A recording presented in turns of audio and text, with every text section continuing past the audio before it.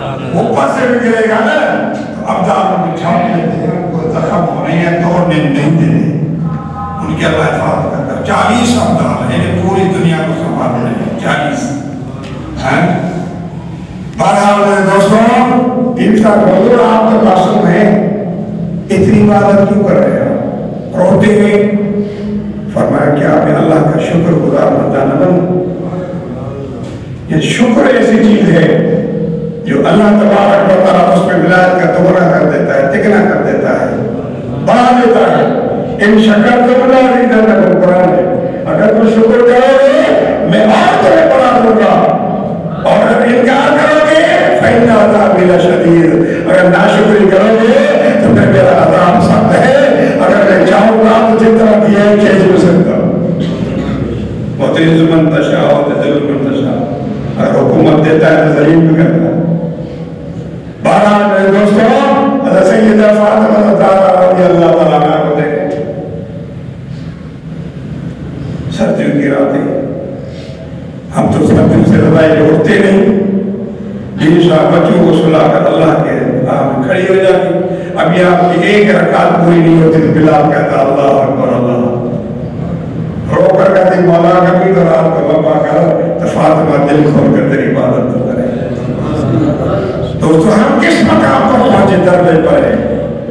تو یہ ہے جن کو اللہ تبارک و تعالیٰ نے بخشش بھی دی ہے اور کسبی بھی کمال ہے، خود بھی محنت کرتے ہیں، اللہ نے عطا فرمایا ہے اور اتنا مطلب کر دیا ہے کہ ہم نے خود کر دیا ہے کہ یہ لوگ ہیں جو اپنے رب کو کھڑے ہو کر اور سجدہ کرتے ہیں، قیام کرتے راضی کر دیتے ہیں۔ تو ان کا مقام کیا ہوتا ہے؟ سیدنا ابوبکر صدیق رضی اللہ تعالیٰ عنہ، حضرت سیدنا عبداللہ بن زبیر کو دیکھیں،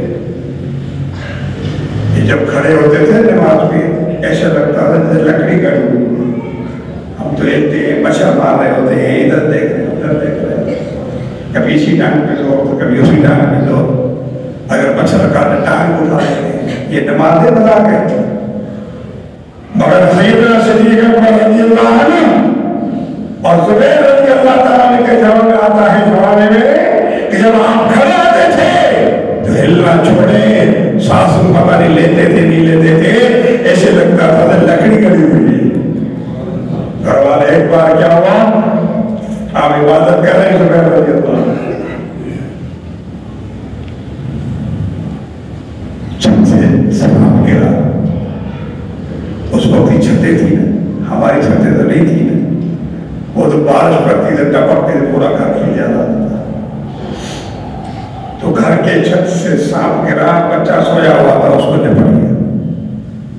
گھر والوں نے دیکھا اور چیخے چلائے، مگر آپ کو کوئی پرواہ نہیں ہوئی، آپ اللہ کی بات میں شریک رہے، شامل رہے، یہاں تک جب آپ نے سلام پھیرا تو معصوم ہوا کہ شور ہو رہا ہے، پھر آپ نے فرمایا شور ہو رہا تھا، گھروں نے کہا خدا آپ کو آشا رکھے، آپ کو پتہ نہیں کہ بچے کو سامنے نے پڑھ لیا تھا مگر اللہ نے بچا لیا۔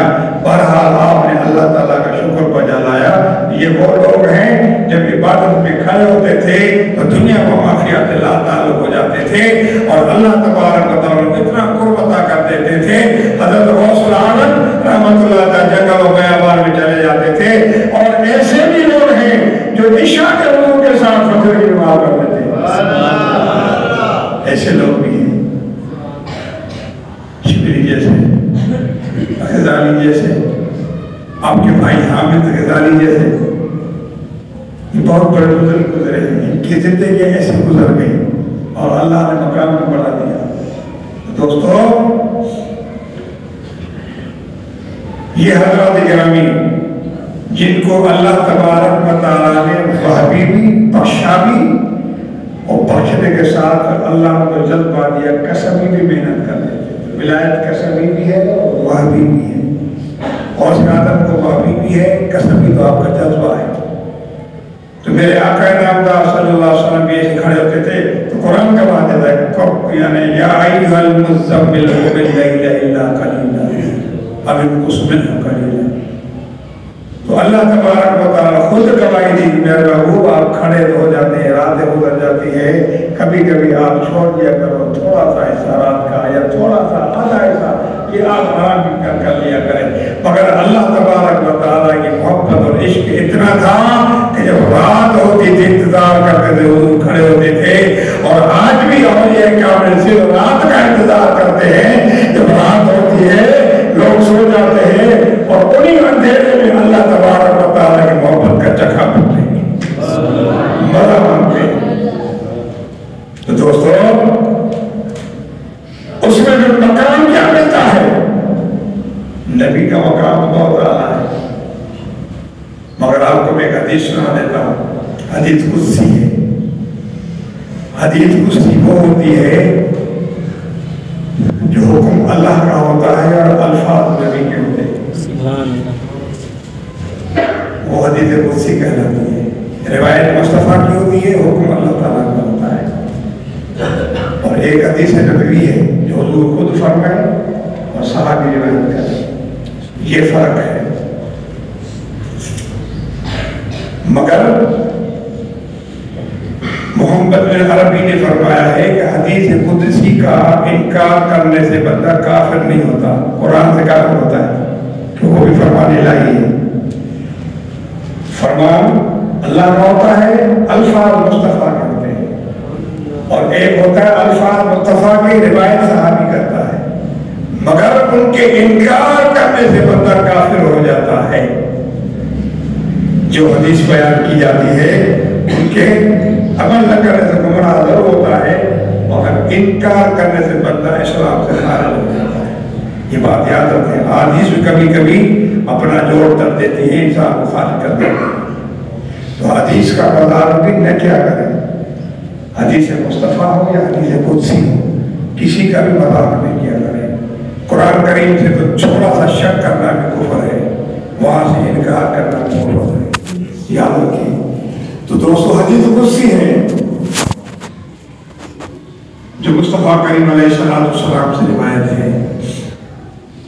فرمایا یتقرب الی عبدی بالنوافل. غور کریں. جو عبادتیں جو فرائض بندے پر فرض ہیں وہ الگ ہے،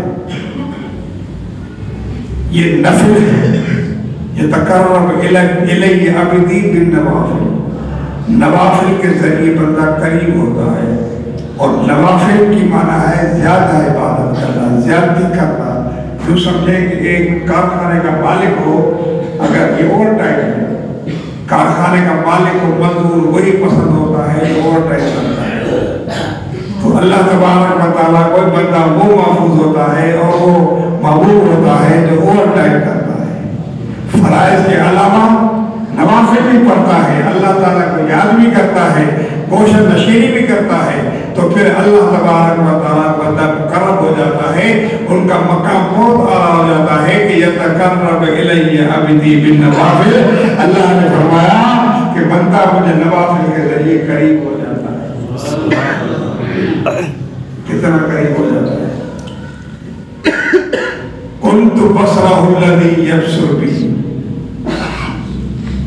میں اس کی آنکھیں بن جاتا ہوں، انہی سے دیکھتا ہے. یہ بتا قابل غور ہے حدیث مبارک. یہ ان لوگوں کو بڑا جواب ہے جو اولیاء کرام کے کمالات کو نہیں مانتے.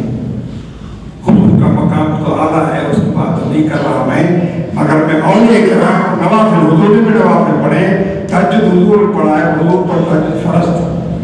ہمارے لیے نفل ہے، پڑھو تو ٹھیک ہے، نہیں پڑھو اگر پڑھو تو بڑا ثواب ہے. ٹھیک ہے. اللہ کا قرب حاصل ہوتا ہے. کیونکہ وہ بندہ ایک ہی کھڑے ہو کر نماز پڑھا، باقی گھر والے سارے سوئے ہوئے ہیں. بتاؤ کہ اس کی قدر اللہ کتنی کرے گا. وہ جو سوئے ہوئے ہیں وہ سب سوئے ہوئے ہیں غافل، مگر ایک بندہ ان گھر میں سے کھڑے ہو کر اللہ کی عبادت کرتا ہے تو اللہ تعالیٰ اسی پر خوشی نظر کروا دیتا ہے. تو یہ تقرب الی عبدی بالنوافل. اگر وہ استقامت کر دیتا ہے، مواظبت کر دیتا ہے، تو پھر اللہ تبارک و تعالیٰ قریب بندہ بن جاتا ہے.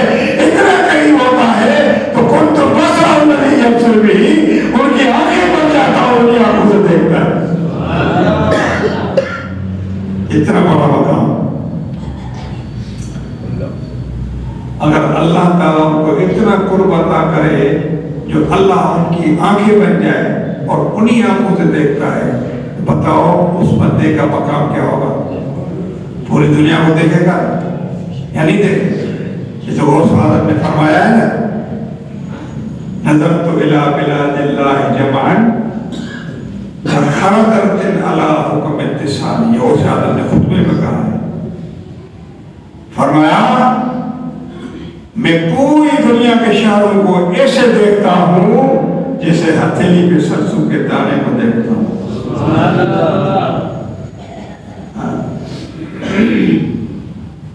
میرے پیر رحمت اللہ تعالیٰ علیہ کا بھی یہ کمال تھا، خلیفہ اگر کوئی ٹیڈیکات کا منع ہوتا تھا، اگر تبلیغ پہ جاتے ہو تو دودھ نہیں مانگنا، اگر کوئی دیتا ہے تو ٹھیک ہے، پھیکا ہے تو چینی نہیں مانگنا۔ میرے پیر کی علامت ہے، ہدایت ہے۔ آج کل کے خلوات بھیک مانگتے پھر رہے ہیں، نظری جیبوں میں رکھی ہوئی ہے، ایسے لوگوں کو حضرت نے نکال دیا ہے، خلافتیں ختم کر دی ہے۔ مگر آپ فرماتے ہیں تبلیغ پہ جاؤ، جب 11ویں کا رات ہوتا تھا تبلیغ ہوتی تھی، سارے خلفاء کا چلتے تھے، صبح کو وہ دورہ کا چھت بھر کر آتے تھے، پاپا تم نے کہا جانا ہے؟ برائے دروازہ جانا ہے، فرض کر لوگ کو ہدایت کتنا ہے اپنے جیب سے، مجھے بگراتین جانا ہے، صالح حال والا بزرگ صالح حال والے ہم نے دیکھے، قسم خدا کی جب وہ قرآن پڑھتے تھے زمین دھلتی تھی، زمین ہلتی تھی۔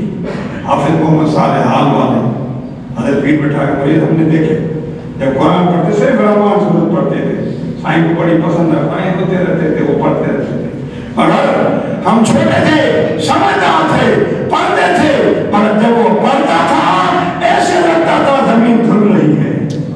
قرآن کیا قرآن تھا۔ دوسرے خلیفہ سائی کا تھا حافظ محمد ابراہیم، اور جیسے قرآن پڑھتے تھے زمین دھلتی تھی، محسوس ہوتا تھا زمین چل رہی، عادت ہو رہی قرآن سن کر۔ بہرحال میرے دوستوں، تو اس حافظ حال والے بزرگ حال ہوتا تھا، حضور ان سے کہتے تھے، میرے مرشد کریم فرماتے تھے کہ جاؤ حافظ صاحب جائے مسجد میں نفل پڑھ کے حضور سے کام دے دو۔